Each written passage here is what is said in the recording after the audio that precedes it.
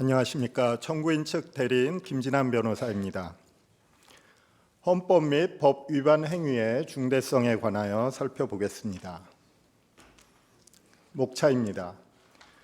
서론, 대통령의 권력과 그 위헌성, 대통령에 대한 탄핵 및 헌법과 법률 위반의 중대성, 다음으로 피청구인의 법 위반 사유가 과연 중대한 것인가, 마지막으로 피청구인은 국민의 신임을 배신하였는가, 차례차례 목차에 따라 살펴보겠습니다. 서론입니다. 국가 권력은 한 국가의 영토 내에서는 전 권한성과 무제한성을 가지고 있습니다. 이것은 절대 반지를 닮은 권력입니다. 무제한적인 권력이기에 자의성과 폭력성이 나타날 수밖에 없습니다. 이러한 무제한적인 권력자로부터 국민들이 주권을 회복하였습니다. 그리고 민주주의 헌법을 제정하였습니다. 민주주의 헌법의 가장 큰 목적은 권력을 통제하고 자유를 보장하는 것이었습니다. 사람들은 대의민주주의 원칙을 세웠습니다. 이것으로 권력을 통제하고 자유를 보장할 수 있을 것이라 믿었습니다. 이 원칙은 선거를 통해서 대표를 선출하고 그 대표가 권력을 행사하며 그 대표가 임기를 마쳤을 때는 다시 선거를 통해서 그를 심판하는 그러한 원칙이었습니다. 그런데 이 민주주의가 과연 스스로의 체제와 국민의 자유를 지킬 수 있는 충분한 장치일까요? 민주주의는 위태롭습니다. 그 장치는 충분하지 않습니다. 세계적으로 민주주의 체제는 수없이 많이 붕괴되었습니다. 가장 큰 원인은 군부의 무력에 의한 쿠데타였으며 민주적 절차로 당선된 피청구인과 같은 권력자에 의해서도 민주주의는 붕괴되었습니다. 민주주의 권력이 스스로 민주주의를 해체하는 이유는 자신만의 독점적인 절대 권력을 만들기 위해서였습니다. 사람들은 민주주의의 힘만으로는 민주주의를 지키기에 부족하다는 것을 깨달았습니다. 그래서 법치주의와 권력 분립 원칙으로 보완하였습니다. 법치주의란 최고 권력을 포함한 모든 권력들이 자신의 권력 행사에서 헌법과 법을 따라야 한다는 원칙이며, 권력 분립 원칙이란 국가 권력을 여러 기관에게 나누고 그 기관들이 서로 견제하고 균형을 이루도록 하는 원칙입니다. 이 두 가지 원칙이 보완되었기에 우리들의 자유 그리고 권력의 통제는 이루어질 수 있었던 것입니다. 두 번째 큰 목차, 대통령의 권력과 그 위험성에 관해서 보겠습니다. 대통령은 국정 최고 책임자로서 최고의 권력자입니다. 대통령에게 권력을 부여한 것은 국민들입니다. 직접 선거를 통해서 민주적 정당성을 부여받았기에 최고의 민주적 정당성을 갖고 있는 대통령은 그 민주적 정당성의 크기에 따라서 최고의 권력, 가장 큰 권력을 부여받았습니다. 대통령의 권력은 권력 분립 원칙에 따라서 나누어진 여러 권력 중에서 가장 큰 권력입니다. 우리 헌법상 대통령의 권력에 관해서 한번 살펴보겠습니다. 대통령은 국가 원수이며 행정부의 수반입니다. 국가 긴급권을 가지고 있고 헌법 개정안 제한권을 가지고 있으며 국무총리, 각종 행정각부의 장차관 등 고위직 공무원의 임명권을 가지고 있습니다. 또한 법률이 정하는 바에 따른 국군 통수권도 가지고 있습니다.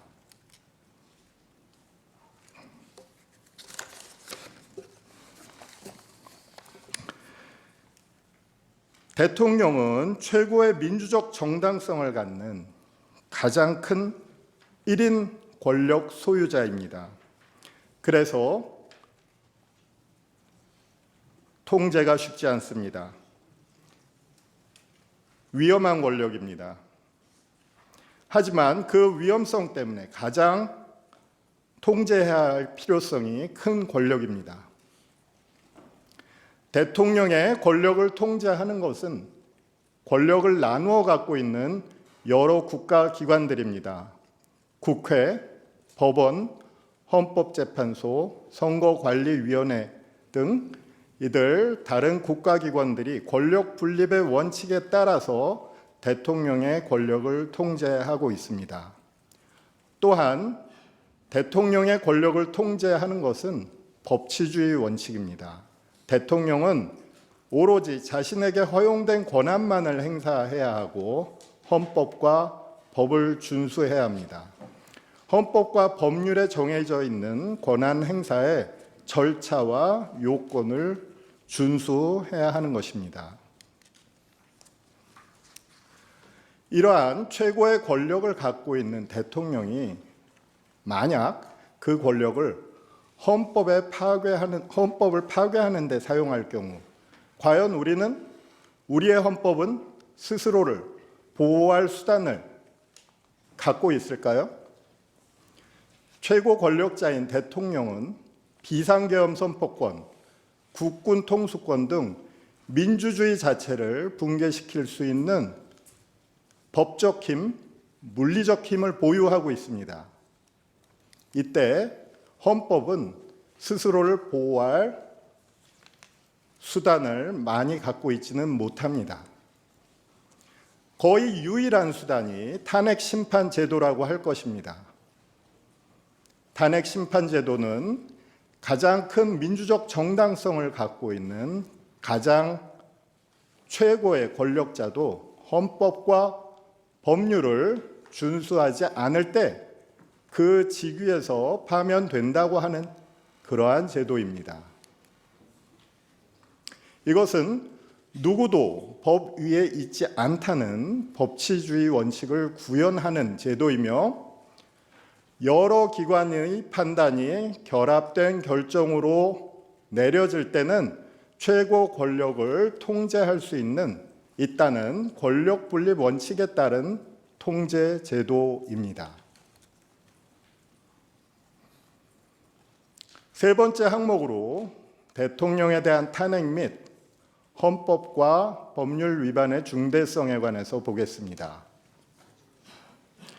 대통령에 대한 탄핵, 즉 파면 결정은 여러 가지 헌정 질서의 부정적 효과를 나타내는 게 사실입니다.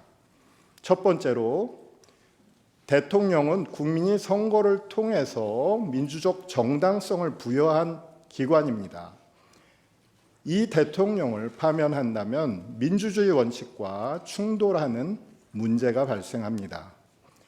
또한 대통령은 국정 최고 책임자로서 대통령이 파면되었을 경우에는 직무수행의 단절 그리고 국정 공백에 문제가 발생할 수 있습니다. 또한 대통령의 지지 세력과 반대 세력 간의 의견 대립으로 인해서 국민 통합의 문제가 발생하고 정치적 혼란도 발생할 수 있습니다.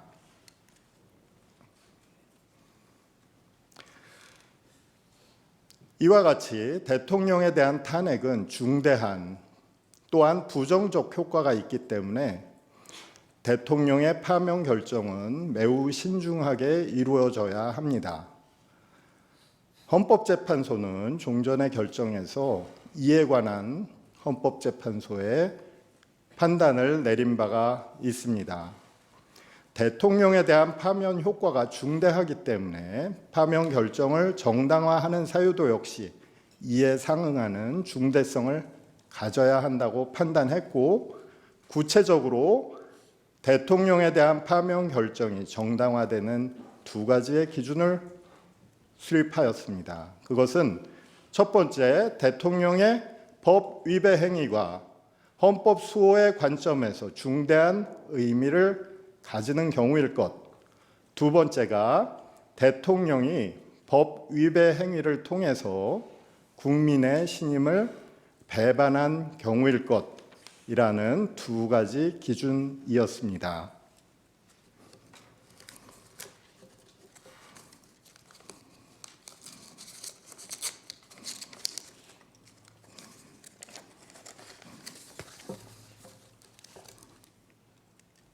자, 피청구인의 법 위반 사유가 과연 그와 같은 탄핵 기준에 따라 탄핵될 충분한 사유인가에 관해서 살펴보겠습니다. 우선 첫 번째 기준입니다. 피청구인의 법 위반 사유가 중대한 것인가? 앞서 발표에서 여러 법 위반 행위에 관한 상세한 내용을 이미 살펴보았기 때문에 이곳에서는 가장 심각한 법 위반 행위 두 가지만 살펴보겠습니다. 첫 번째가 비상계엄 선포 행위와 국회 침입 행위입니다. 헌법상 요건과 절차에 맞지 않는 비상계엄 선포는 그 자체로 헌법의 명문 규정에 위반하는 권한 행사입니다. 계엄 선포는 가장 위험한 국가 긴급권입니다. 국가 비상사태라는 상황에 맞지 않는 비상계엄 선포는 독재 정치이며 군정 통치의 선언입니다. 이와 같은 상황에 맞지 않는 비상계엄 선포만으로도 파면을 정당화시킬 수 있는 중대한 위헌 행위라고 할 것입니다. 다음으로 국회 침탈 행위입니다. 피청구인은 군 병력으로 하여금 국민의 대의기관인 국회에 침입하도록 하였습니다. 비상계엄 해제 요구 결의 중인 국회에 군 병력을 보내서 물리력으로 회의를 방해하고 무산시키려 시도했습니다. 더 나아가서 피청구인은 국회를 대체할 비상입법기구를 설립할 계획까지 세웠습니다. 이와 같은 행위들은 더 중대한 헌법 위반 행위를 상상하기 어려울 만큼 전면적인 헌법 위반 행위입니다. 이것은 전형적인 민주주의 선출 권력에 의한 민주주의 해체 시도라고 할 것입니다. 다음으로 자유민주적 기본질서 원칙 위반에 관해서 살펴보겠습니다. 피청구인은 헌법으로부터 부여받은 권한을 행사하는 야당과 국회를 종북 반국가 세력, 범죄 집단이라고 규정하며 계엄을 선포하고 병력을 보내서 국회에 침입하도록 했습니다. 정치적 반대 세력에 대한 억압과 제거를 목적으로 한 행위, 이것은 자유민주적 기본질서 원칙을 근본적으로 침해하는 행위입니다. 피청구인은 스스로 자유민주적 기본질서를 지키기 위해서 비상계엄을 선포했다고 선언했습니다. 하지만 자신이 선포한 비상계엄을 통해서 자유민주적 기본질서를 파괴한 것입니다. 다음 기준으로서 피청구인은 과연 국민의 신임을 배신하였는가에 관해서 살펴보겠습니다. 대통령은 헌법 수호의 책임을 가지고 있습니다. 헌법 66조 제2항에서는 대통령에게 헌법 수호의 책임을 명시적으로 부여하고 있습니다. 이것은 가장 큰 힘을 가진 권력인 대통령이 가장 효과적으로 헌법을 보호할 수 있다는 아이디어에 기초하고 있는 규정입니다. 국정의 최고 책임자이며 최고의 권력을 부여받은 대통령에게 헌법 수호의 책임을 부여하는 것은 어찌 보면 당연한 규정이라고 할 것입니다. 그런데 만약 이와 같은 헌법 수호 책임을 부여받은 대통령이 그 책임을 이행하지 않는다면, 그리고 이행하지 않는 것을 넘어서 중대한 헌법 위반 행위까지 나아간다면 그것은 자신에게 부여된 신뢰에 대한, 국민들의 신뢰에 대한 중대한 배신 행위라고 할 것입니다.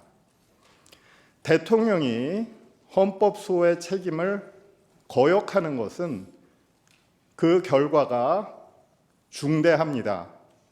대통령은 가장 큰 권력이기에 그의 헌정질서 위반 행위에 대해서 헌법의 방어수단이 작동하기 어렵기 때문입니다. 피청구인은 요건과 절차에 전혀 맞지 않는 계엄 선포 행위를 했고 국회의 계엄 해제 의결을 방해했습니다. 그 밖에도 일련의 중대한 헌법 위반 행위들을 저질렀습니다. 이것은 헌법 수호의 책임을 명백하게 저버리고 위반한 행위일 뿐 아니라 헌정 파괴 행위입니다. 이것은 국민의 신뢰를 중대하게 배신한 행위입니다. 그럼에도 피청구인은 자신의 비상계엄 선포가 아무런 피해도 주지 않은 계엄이라고 주장하고 있습니다. 피청구인의 비상계엄 선포 행위는 민주공화정의 계속성과 안정성에 심각한 위해를 끼친 헌정질서 파괴 행위였습니다. 피청구인의 아무런 피해도 주지 않은 계엄 주장은 헌법의 수호 의지를 전혀 찾아볼 수 없는 주장으로서 자신을 선출한 국민의 신뢰를 정면으로 배신하는 행위입니다. 피청구인은 반헌법적 주장과 위험성을 가지고 있습니다. 피청구인은 헌법을 준수하고 수호하겠다는 약속을 하고 취임했습니다. 그럼에도 불구하고 그 약속을 저버리고 반헌법적인 주장을 하고 있습니다. 피청구인은 자신에 대한 정치적 반대 세력을 반국가 세력이라고 비난하면서 비상계엄을 선포했으며 그 이후에도 지금까지 계속 반헌법적인 주장을 펼치고 있습니다. 예를 들어보겠습니다. 2025년 1월 1일 지지자들에게 보낸 편지에서 나라 안팎의 주권 침탈 세력과 반국가 세력의 준동으로 지금 대한민국이 위험합니다. 저는 여러분과 함께 이 나라를 지키기 위해 끝까지 싸울 것입니다. 라고 발표했습니다. 또한 같은 달 15일 체포 직후 국민께 드리는 글에서 우리나라 선거에서 부정선거의 증거는 너무나 많습니다. 선관위의 엉터리 시스템도 다 드러났습니다. 국민 여러분, 계엄은 범죄가 아닙니다. 국가 위기를 극복하기 위한 대통령의 권한 행사입니다. 라고 발표했습니다. 피청구인의 위험성입니다. 피청구인이 만일 다시 직무에 복귀할 경우는 우리 민주공화국에 중대한 위험이 발생합니다. 무엇보다도 먼저 피청구인은 자신의 정치적 욕망을 위해서 군통수권을 오용했습니다. 비상계엄 해제 요구 결의를 하는 국회에 그리고 헌법기관인 선거관리위원회에 군을 동원해서 침입하였습니다. 군통수권을 가지고 자신이 지휘하는 군을 권력의 도구, 헌정질서 파괴의 도구로 사용한 것입니다. 또한 피청구인은 비상계엄 선포가 대통령의 당연한 권한이라고 주장하고 있습니다. 이것은 피청구인이 권력을 행사할 때 헌법상 한계를 준수해야 한다는 당연한 원칙을 부정하고 있는 것입니다. 피청구인의 행위로 인해서 비상계엄 선포권은 과거 안전 울타리에 있던 것이 그 울타리를 뛰쳐나와 거리를 활보하고 있는 형국입니다. 피청구인이 직무에 복귀한다면 언제 다시 자신의 당연한 권한인 계엄 선포권을 행사할지 알 수 없습니다. 또한 피청구인은 사법기관들에 대한 공격과 파괴를 선동하는 발언을 했습니다. 최근 발생한 서울 서부지방법원에서 폭도들의 법원 파괴 만행도 피청구인의 이와 같은 선동하는 발언에 영향을 받은 바가 있습니다. 피청구인이 다시 직무에 복귀하게 된다면 자신의 권력을 동원해서 다른 국가기관, 다른 헌법기관을 공격할 가능성을 배제할 수 없습니다. 이처럼 피청구인의 반헌법적인 사고, 반헌법적인 주장, 그리고 반헌법적인 행위들은 국민 신임에 대한 배신 행위라고 하지 않을 수 없습니다. 피청구인에 대한 이 사건 탄핵 심판 청구가 기각되는 경우 피청구인은 국정 최고 책임자로서 자신의 권력을 회복할 것이고, 그렇게 되면 그의 위험한 독재 권력의 최후의 제한 장치가 해체되는 순간이 될 것입니다. 우리의 민주주의는 붕괴 위험에 처하게 될 것입니다. 장래 권력자에 대한 헌법 보호 필요 차원에서도 우리는 피청구인의 신뢰 배신 행위, 중대한 헌법 위반 행위를 찾아볼 수 있습니다. 만일 피청구인과 같은 극단적 위헌 행위를 관용한다면 미래 독재자들은 자신의 독재 행위를 응원받고 또한 조장받을 것입니다. 따라서 미래 헌법 수호의 관점에서도 피청구인의 행위는 중대한 헌법 위반 행위며 국민의 신뢰에 대한 배신 행위인 것입니다. 결론입니다. 피청구인의 행위는 중대한 헌법 위반 행위이며 국민이 자신에게 부여한 신뢰를 배신하는 행위입니다. 피청구인의 헌법 위반 행위는 단지 몇 개의 헌법 규정을 위반한 행위가 아닙니다. 그것은 절대 권력을 만들어내기 위한 행위였고 민주주의 체제 자체를 해체시키려고 한 행위였습니다. 피청구인은 민주주의, 법치주의, 헌정수호, 국민의 자유와 안전 등 모든 헌법 수호의 관점에서 파면되어야 함이 마땅합니다. 이상 마치겠습니다. 감사합니다.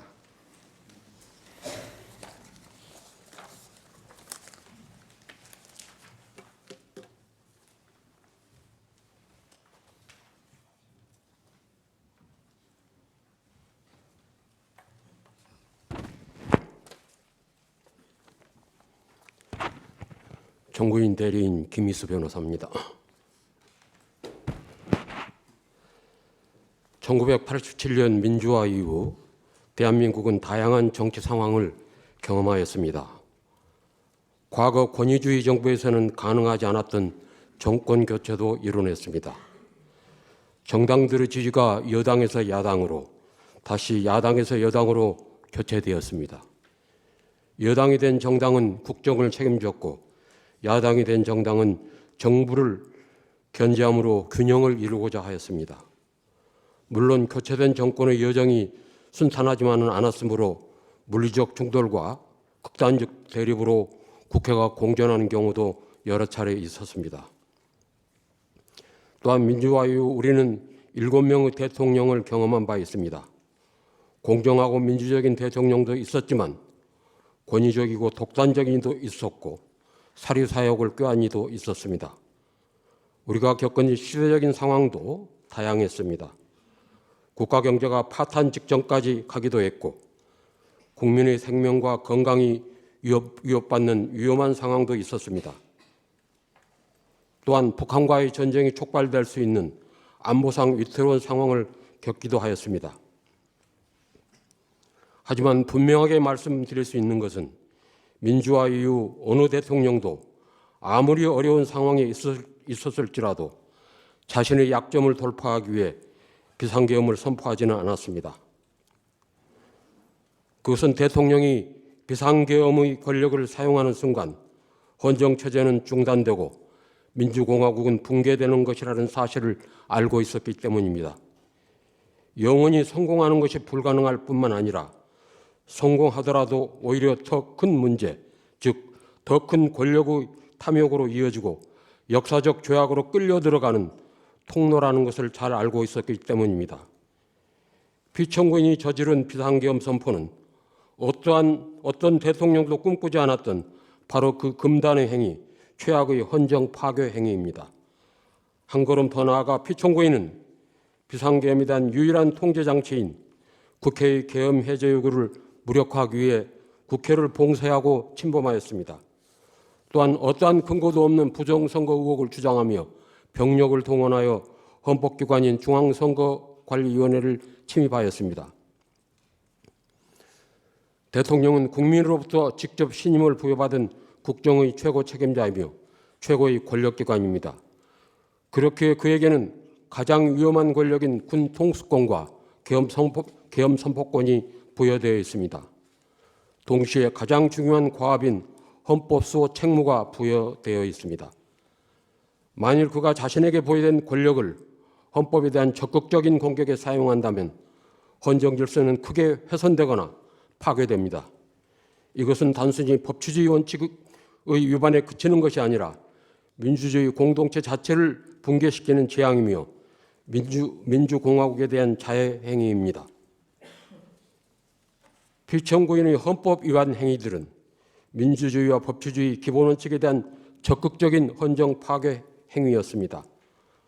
그럼에도 피청구인의 태도는 어떻습니까? 반성과 느침이 없습니다. 거짓말과 헛소리, 궤변, 그리고 헌법에 반하는 주장을 늘어놓고 있습니다. 정당한 영장 집행에 저항하였고 극렬 지지자들을 선동하여 오히려 공권력에 대항하게 하고 있습니다. 이처럼 피청구인은 몇 년 전 그것은 국민의 신임을 더할 수 없는 방법으로 배신하고 있습니다. 그래도 다행스러운 것은 대다수 우리 국민들에게 민주주의와 헌법의식이 몸과 마음에 배어 있다는 것입니다. 피청구인의 유연적인 12.3 비상계엄이 실패할 수밖에 없었던 것도 바로 시민들의 이러한 살아있는 민주의식 덕분입니다. 우리들은 이 자리를 빌려 감사드리고자 합니다. 비상계엄을 무산시켜야 한다. 계엄 해제 요구를 결의하는 국회를 방어해야 한다는 일념으로 한밤중에 뛰어나온 용감한 시민들에게 감사드립니다. 그리고 국민들에게 무력을 행사할 수 없다고 판단해서 상관의 명령에 소극적으로 저항한 지휘관과 장병들에게도 감사드립니다. 당신들이 있었기에 우리들의 일상을 유지할 수 있었으며 우리와 가족들의 생명과 자유를 지킬 수 있었습니다. 우리는 알게 되었습니다. 우리들이 만들어낸 민주주의는 무모하고 무도한 대통령 한 사람이 뒤집을 수 있는 대상이 아니라는 것을, 그리고 대한민국에서 민주주의와 헌법 그리고 자유와 기본권은 단지 법이나 제도가 아니라 국민 모두가 내면화한 가치이며 양심이 되었다는 것을 말입니다. 피청구인을 지지하는 세력들은 헌법을 부정하고 민주주의와 법치주의를 조롱하고 있습니다. 법원과 헌법재판소 파괴를 선동하고 있습니다. 이 파괴를 선동하는 세력들이 인터넷과 광장을 어지럽히고 있습니다. 시끄러운 굉음으로 공동체의 신뢰와 가치를 혼란에 빠뜨리고 있습니다. 비상계엄 선포로 대한민국 공동체가 입은 상처는 깊고 위중합니다. 공고화된 민주국가 시민으로서의 자긍심에 큰 손상을 입었습니다. 추락한 경제는 정치적 불안에 위기감을 더하고 있습니다. 대통령 탄핵을 둘러싸고 정치적 양극화는 더 심화되었습니다. 또한 군 전체에 수치스러운 트라우마를 남겼습니다. 국민들은 그 상처의 치유를 원하며 민주주의와 헌정 질서의 온전한 복원을 갈망하고 있습니다. 우리는 자신감과 용기를 가져야 합니다. 대한민국의 법치와 민주주의 시스템에 대한 의연한 신뢰를 가져야 합니다. 거스를 수 없는 국민들의 보편적인 합의로 민주주의와 법치주의를 완성하기 위해서는 많은 시간과 노력이 필요할 수도 있습니다. 우선 가장 중요한 일부터 한 걸음씩 해결해 가야 합니다. 그 첫 번째 과제는 바로 이 사건 탄핵 심판에서 공정하고 정의로운 결정이 내려지는 것입니다. 바로 대통령에 대한 파면 결정입니다. 만에 하나 헌법재판소가 피청구인에 대한 탄핵 심판 청구를 기각하여 피청구인이 대통령의 직무에 복귀하게 된다면 이는 더 큰 재앙을 불러오는 것으로 우리 공동체와 구성원 모두를 위험에 빠뜨리는 행위가 될 것입니다. 피청구인의 무모한 헌정 파괴 행위로부터 헌법을 수호하기 위해 헌법과 법치주의의 준엄함을 분명하게 보여줘야 합니다. 다시는 이러한 일이 재발되지 않도록 피청구인에게 엄중한 책임을 물어야 합니다. 그러므로 피청구인 윤석열 대통령에 대한 파면 결정은 신속하게 내려져야 합니다. 감사합니다.